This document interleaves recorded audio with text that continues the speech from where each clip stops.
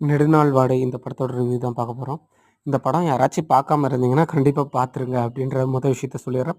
So இந்த படத்தோட கதைக்கு போனோம்னு வச்சிங்களா. ஸோ இந்த படத்தில் இந்த தாத்தா தான் வந்து மெயின் கேரக்டர். ஹீரோ ஹீரோயினி அதேமாரி.